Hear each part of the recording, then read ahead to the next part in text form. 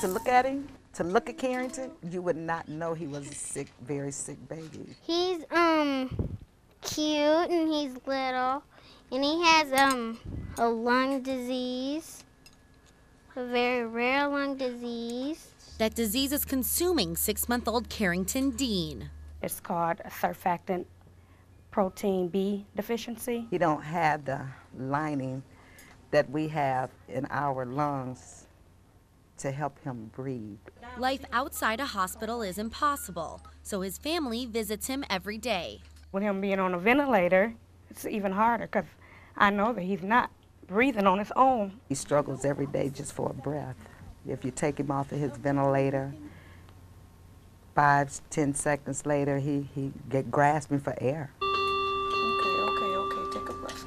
But Carrington's a fighter, and he has already exceeded expectations. Most babies that's born with surfactant B do not live the first 2 weeks. Now there's one thing that can save his life, a double lung transplant. Without it, he'll die. The future brings some hope. We'll go to St. Louis tomorrow, to their children's hospital there to be evaluated to see if he can even get a transplant. The transplant only offers a 50% chance of living to age 5.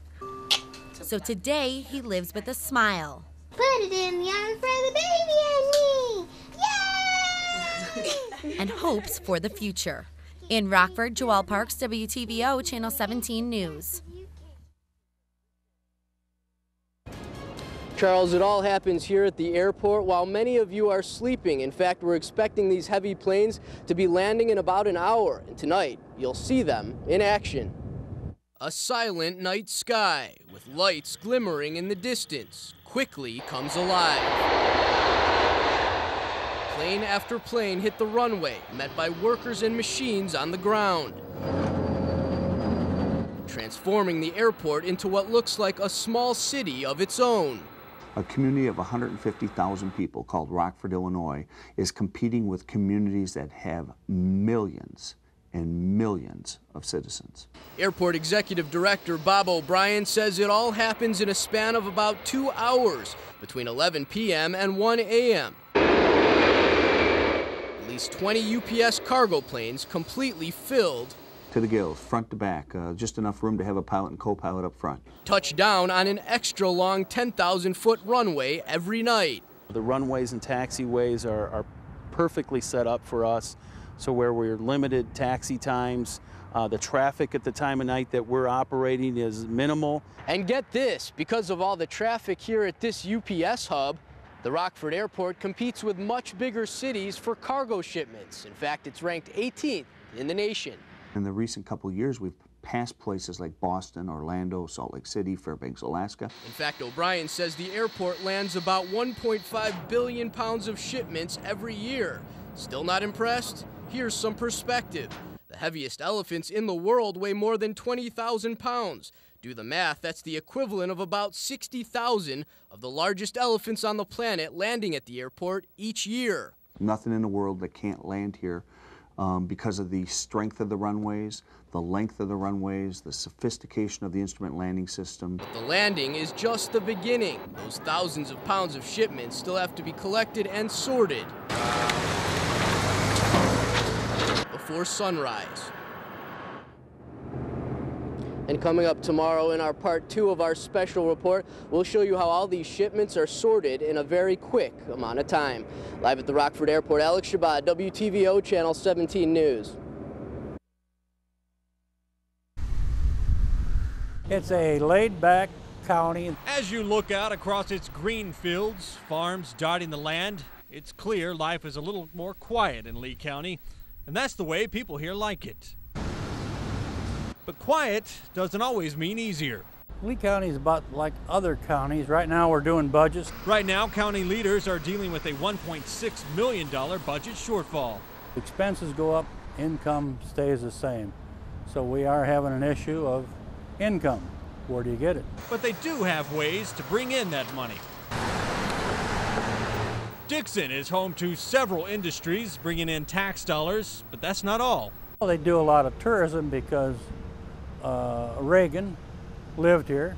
That's right, Ronald Reagan, the 40th president, grew up here in Dixon. His boyhood home brings in people from across the country.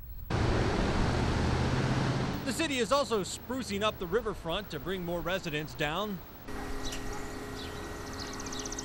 But outside of Dixon is another source of revenue standing almost majestically on the horizon. The wind turbines bring in $5,000 apiece in tax revenue, and with 110 more on the way, it's a big help. But people have mixed feelings about them. The farmers, they like it because they get paid X number of dollars a year for their windmills on their farm. And some residents don't like them near their places at all. Still, at the end of the day, Lee County is about farming. It's been the way of life here for generations and will always be a source of pride. The Mission, Thanksgiving for less than $30. It's me versus Chef Guy, and the list: turkey, stuffing, cranberry sauce, potatoes, gravy, veggies, drinks, dessert, and bread. Let the games begin. And we're off. First, the main course. I've got a 18-pound turkey, about 17 pounds actually, and it's $15.07. It's 88 cents a pound. Guy also spotted the deal and got a slightly bigger bird. Being that we're a week ahead, we can get the frozen and thawed out in the fridge about 4 days ahead of time. Next, bread. I've got 12 rolls for $1.78. I got 12 here for $1.32. Now for veggies. Guy goes for frozen, $1.88. Some of the local label, great value. 3 cans of corn, 50 cents a piece. Aha, 30 cents less. Now dessert. Got an apple pie for $2.96. Guy got pumpkin for the same price. I pick up tea for $2.38, but Guy's brewing his own for $1 less. A little value there. We both spot cranberry sauce for 88 cents a can. Stovetop stuffing, and it's 75 cents on the rollback price. 20 ounces each pack. Should be plenty to stuff the bird. And Guy's making his own stuffing for $1.13. Finally, potatoes. 5-pound bag of Idaho potatoes, $2.77. Steam and mashed potatoes, they are $2.83 each. How'd you do? I did good. How about you? I think I did good. All right. Ready to ring up? Let's go. Let's go. Please scan your first item. I'm at $29.99 total. I have everything on my list except the iced tea. So I'm gonna stop right here and just call it quits. I guess no drinks for me and my family. $29.21. I got a good total under $30. So Chef Guy wins by making some homemade dishes. Guy brought us to the machine shed for cooking tips. You decided to make your own gravy, make your own stuffing, and make your own iced tea. So tell us how you did that. The stuffing, I just diced the bread and toasted, made my own little croutons. When I was a little kid growing up, this is how I got into the business. My mom had me help her make the turkey dinner.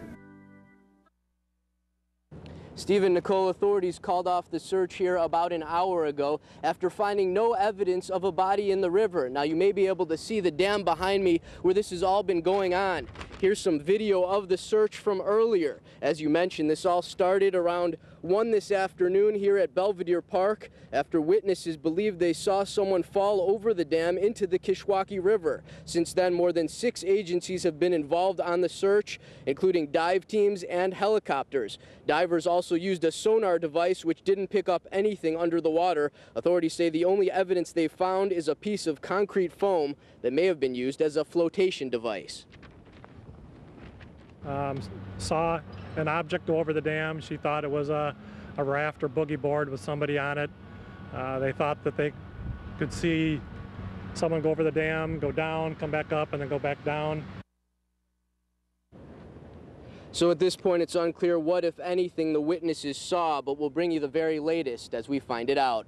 Live at Belvedere Park, Alex Shabbat, WTVO Channel 17 News.